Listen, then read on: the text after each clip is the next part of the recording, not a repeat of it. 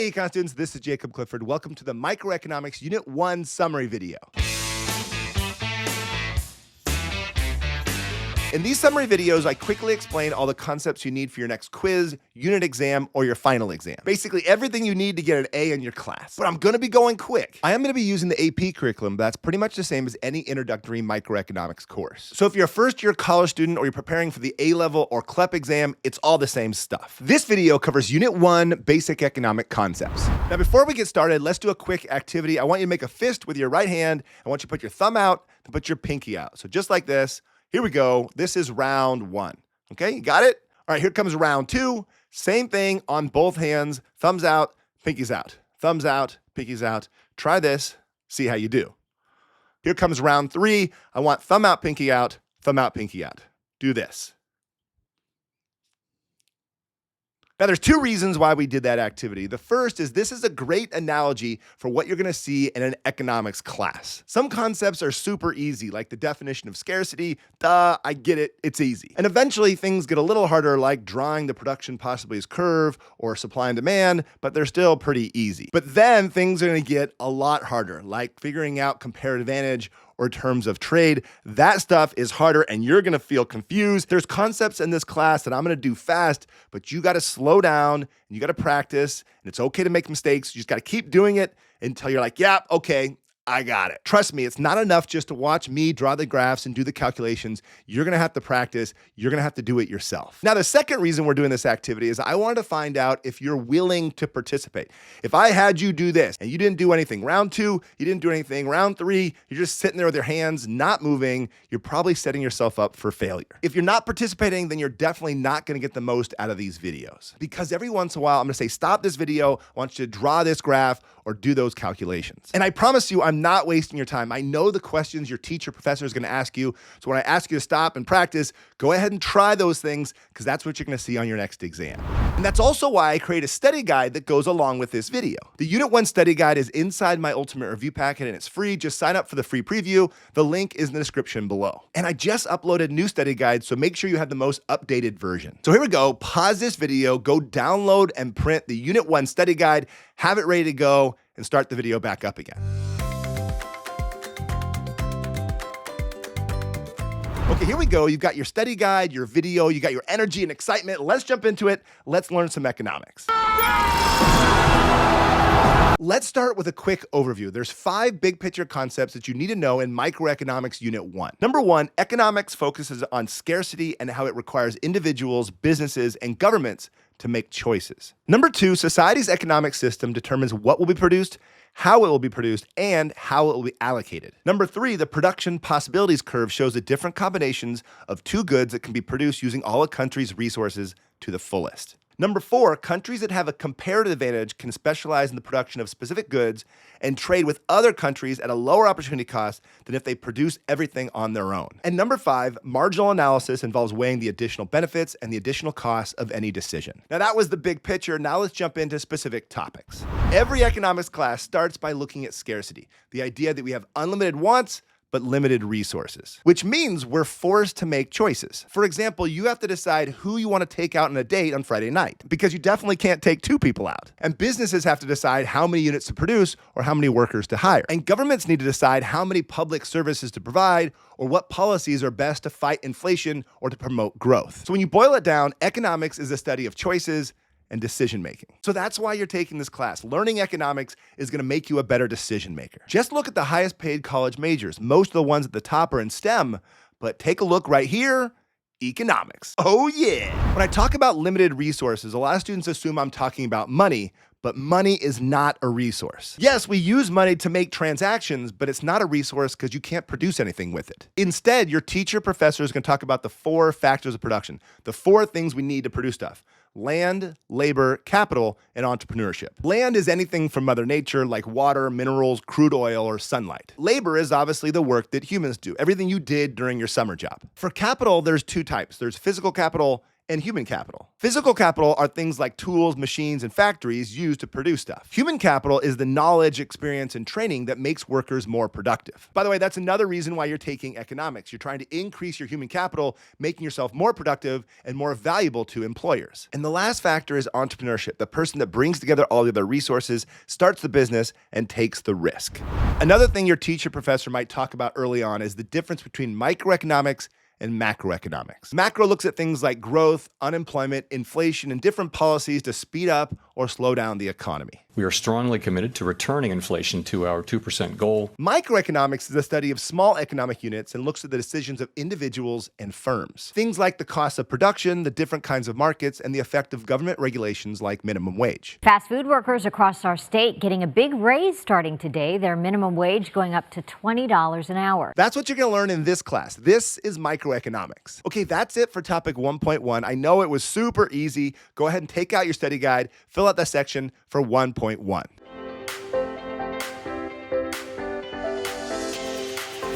In topic 1.2, you'll learn about the three economic systems, the three ways to organize and distribute society's scarce resources. There are command economies, free market economies, and mixed economies. A command economy, or centrally planned economy, is where the government owns the factors of production and decides what to produce, how to produce it, and who gets it. Since government bureaucrats make the decisions, the disadvantage is that individuals often have fewer freedoms and are told where to work and where to live. But the advantage of central planning is that it often reduces unemployment, limits income inequality, and prioritizes social welfare instead of profit. Now, in a free market, profit is everything. Privately owned businesses produce goods and services and compete with each other to earn your money, to earn profit. Your textbook calls this the profit motive. A famous quote by Adam Smith, the father of economics, explains it best. It's not from the benevolence of the butcher, the brewer, or the baker that we expect our dinner, but it's from their regard to their own self-interest. This is the miracle of markets, what's often called the invisible hand. As individuals pursue their own self-interest, they inadvertently help society as a whole. Think of it this way: a business can't earn profit and make themselves better off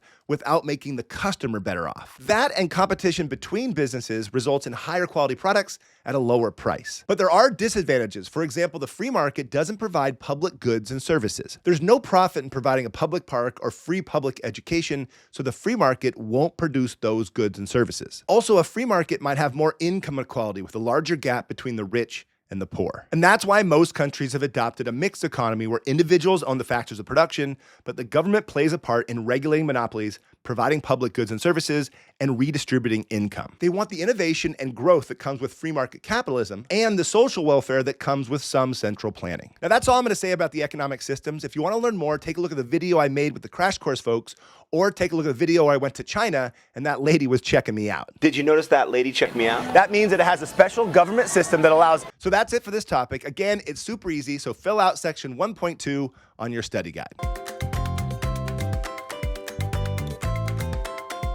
In topic 1.3, you're introduced to a concept you're going to use for the rest of your life: the idea of opportunity cost. Because of scarcity, we're forced to make choices, and every choice has a cost, an opportunity cost. It's the cost of the next best alternative, the thing that you would have done if you didn't make that choice. For example, the cost of going to the movies tonight is not just the price of the ticket, it's also the time you could have spent studying for your economics class, or the money you could have earned by spending that time babysitting instead. So individuals, businesses, and the government all make decisions by factoring in their opportunity cost, the thing they're giving up. And this is when you see the very first graph you see in an econ class, the production possibilities curve. Your teacher might call it the production possibilities frontier, but it's the same thing. It's a model that shows the alternative ways we can use our scarce resources to produce only two goods. It usually starts off with a chart like this showing the different combinations of two goods that can be produced using all of our resources. When you plot these combinations, you get the production possibilities curve, the PPC.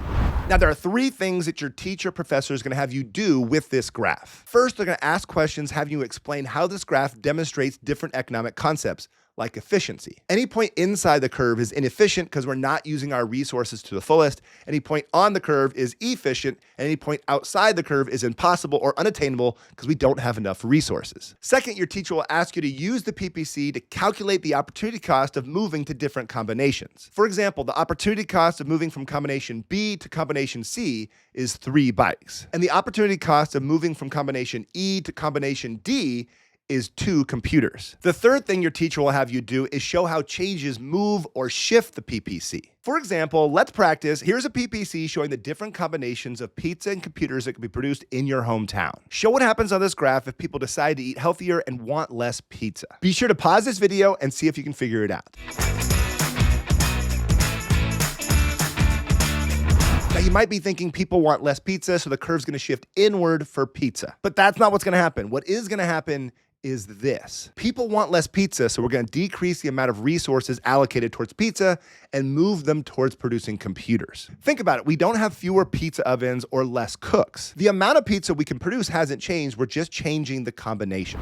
There's one last thing that you have to know about the PPC, and it has to do with the shape. You're likely to see 2 different types of PPCs, ones that have a bowed-out curve and ones that have a straight line. A bowed-out PPC shows the idea of increasing opportunity cost. As more of one product is produced, the opportunity cost gets bigger. In other words, when you produce one good, you have to give up more and more of the other good because the resources to produce both goods are not very similar. For an example, let's use corn and cars. If we're right here and only producing corn, then all of our workers are making corn, including engineers that are better suited towards making cars. When we produce our first few cars, the amount of corn given up is not very high because we're just moving engineers out of the farms and into the factories. But as you keep doing this, producing more and more cars, eventually you need to start moving the farmers out of the farms and into the factories, and you're going to lose a lot of corn. This is the law of increasing opportunity cost. Again, it happens when the 2 products have totally different resources and results in a bowed out PPC. A straight line PPC means the opportunity cost is constant. This happens when the resources to produce the 2 different goods are very similar. For example, plastic forks and plastic spoons. Producing more forks doesn't result in the loss of more and more spoons because it requires the same types of resources. Now remember, this is a summary video and I'm going pretty quick on purpose. So if you need more help with the PPC, take a look at my videos on YouTube. But if you can answer the questions on your study guide,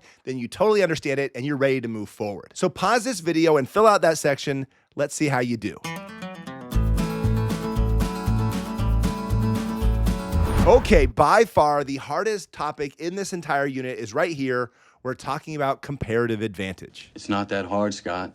Tell him, Wash. It's incredibly hard. The general idea is really simple. Countries have different climates and different resources, so they can specialize in one thing and trade with other countries that specialize in producing something else. So the concept is easy, but the questions you're going to see on your exam, those are hard. Your teacher professor is going to give you a question like this with 2 countries, 2 products, and numbers. In this case, the number of cars or planes the US and Canada can make in one day. The country's products and numbers might change, but you'll always be asked 4 different types of questions. Number 1, identify which country has an absolute advantage for each good. Number 2, calculate the opportunity cost for each country. Number 3, identify which country has a comparative advantage in which good. And number 4, identify a terms of trade that is mutually beneficial for both countries. That's it. If you can do these 4 things, then you are ready for any question your teacher or professor is going to give you. I have a bunch of videos on YouTube that explain these concepts and let you practice, but right now let's practice these 4 skills. So pause the video. Here's 4 questions.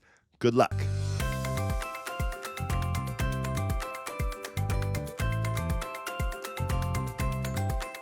Okay, how'd you do? Did you do well?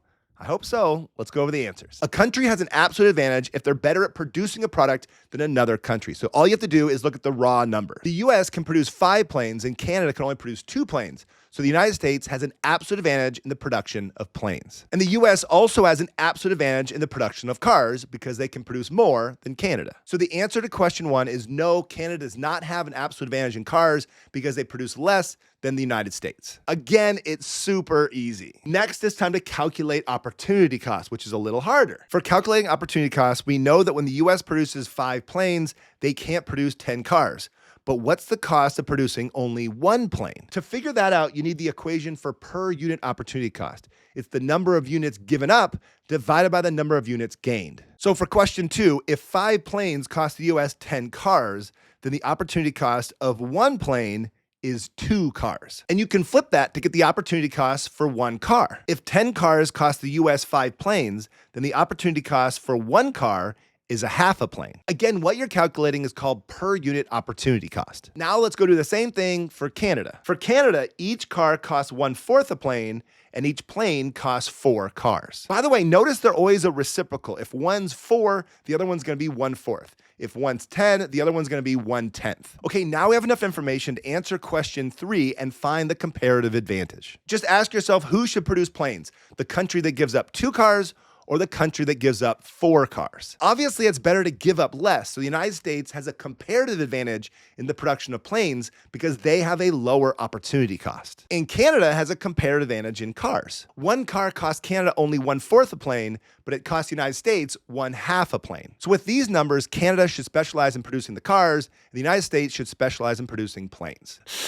But we're not done. The last step is by far the hardest. It's finding the terms of trade. We know that each country should specialize and produce only one thing, but how many cars should Canada trade for how many planes? The quick answer is that both countries will be willing to trade if and only if they can get the other product at a lower opportunity cost than if they produced it themselves. For example, we know that Canada should specialize in cars, and if they did make planes, it will cost them 4 cars for each plane. But if they could trade 3 cars for 1 plane, they'd be better off. They could specialize in producing cars and trade with the United States and get planes at a lower opportunity cost than if they made planes themselves. And it's the same idea for the United States. We know they should specialize in planes, and if they made 1 car, it'll cost them 1/2 a plane given up. So if the United States can get 1 car for anything less than 1/2 a plane, then they're better off. With trade, they can be getting cars at a lower opportunity cost than if they produced them themselves. So to answer question 4, trading 1 plane for 3 cars would be mutually beneficial. It would benefit both countries. Because Canada can get a plane by only giving up 3 cars instead of 4,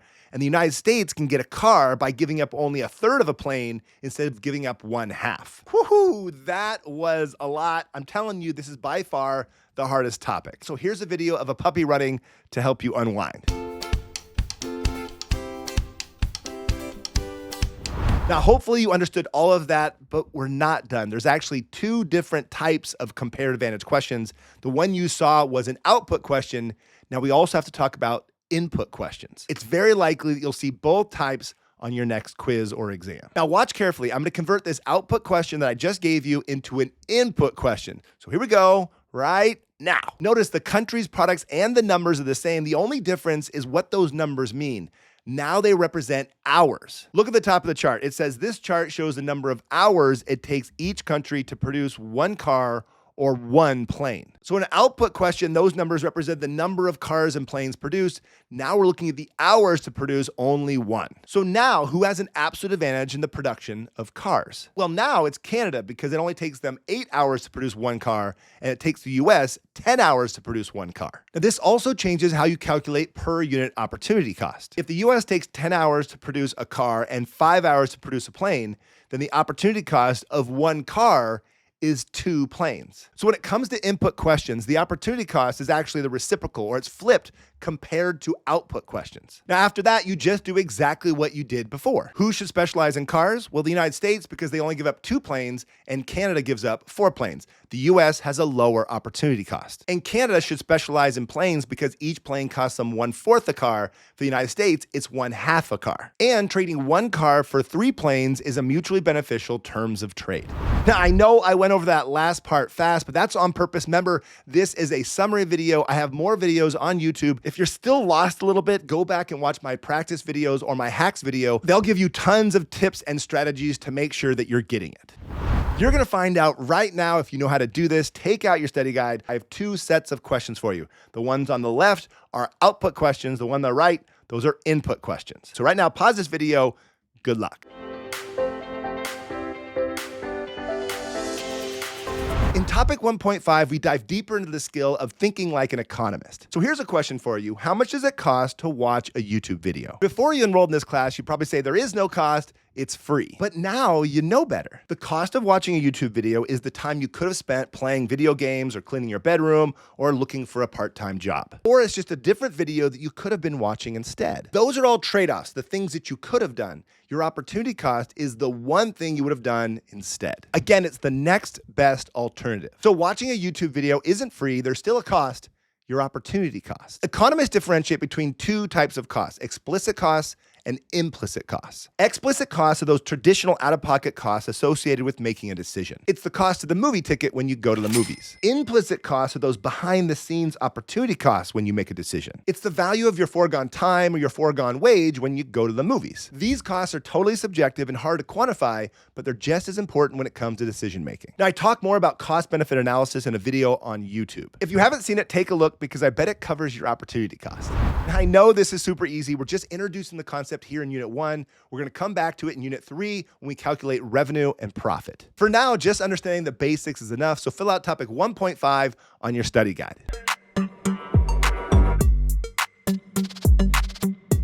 If there's only one skill that you need to master in microeconomics, it's the idea of marginal analysis. It's making decisions by looking at the additional benefit and the additional cost. So just remember, marginal means additional. Let me explain with a super simple example. Let's say you're deciding on how many times you want to see the same movie. The marginal benefit of seeing the movie the first time is $30, the marginal benefit of the second time is $15, and the marginal benefit of the third time is $5. So the total benefit is $50. Assume the cost of going to the movies is $12. The total cost of going 3 times is $36. The question is, how many times should you watch the movie and why?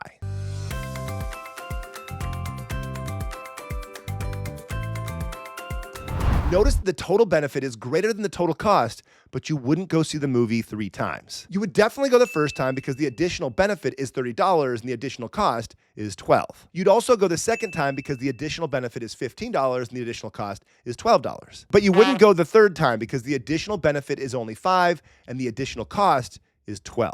This is the idea of marginal analysis. When you make decisions, you don't look at the total benefit and the total cost, you look at the additional benefit and the additional cost. Now, I know you might be thinking, man, this is super unrealistic. No one does these calculations before they go to the movies. True, no one really writes this out, but economists argue that you do these calculations in the back of your brain all the time. Even right now, in the back of your brain, you've been calculating the additional benefit from an additional minute of studying economics and weighing that against the additional cost. Now, there's something else I want to point out about our movie example. Notice that the additional benefit of going to the same movie over and over again is going down. This is because of the law of diminishing marginal utility. The law states that as you consume anything, the additional satisfaction or joy you get from it will eventually decrease. Your marginal utility or satisfaction can go up like those first few French fries you eat, but eventually the additional satisfaction you get from each additional fry is going to fall. You're going to get less and less marginal utility.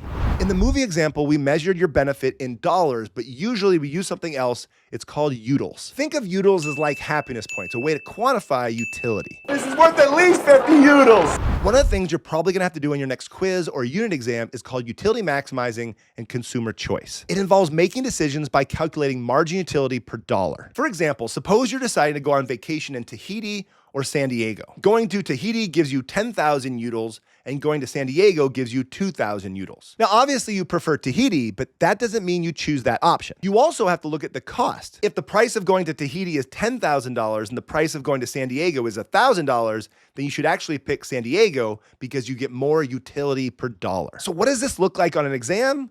Let's do a practice question. The table below shows Ben's total utility from consuming different amounts of French fries and shakes. The price of a bag of French fries is $2 and the price of a shake is $3. Fill out the blanks in the chart and answer these questions. Pause the video. Good luck.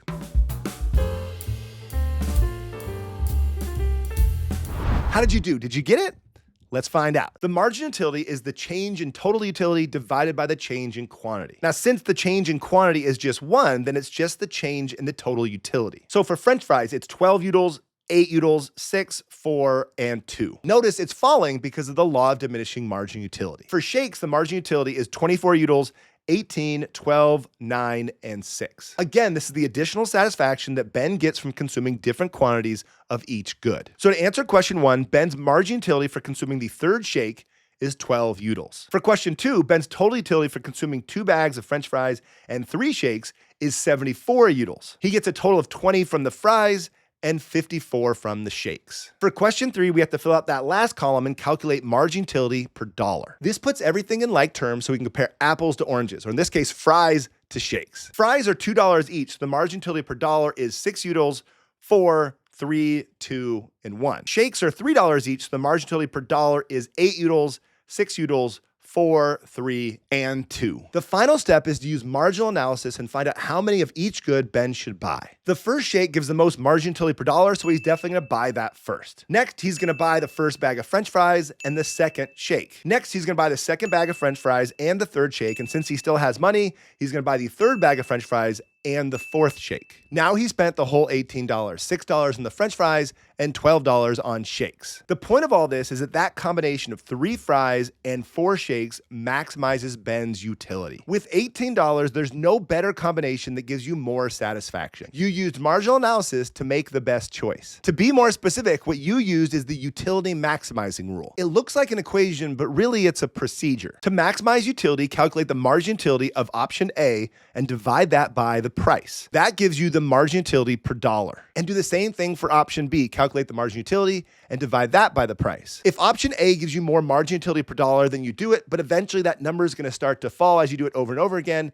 until the margin utility per dollar for option B is greater. If that happens, start doing option B instead. And for these questions, keep doing that over and over again until you run out of money. Now remember, this is only the first time we're going to use marginal analysis to make decisions. We're going to do variations of the same thing over and over again in future units. Whether it's a firm deciding how many units to produce or an employer deciding how many workers to hire, we're going to be using a lot of marginal analysis. Just remember, it's all about looking at the additional benefit and the additional cost. Okay, that's it for consumer choice and maximizing utility. Take out your study guide and fill out topic 1.6.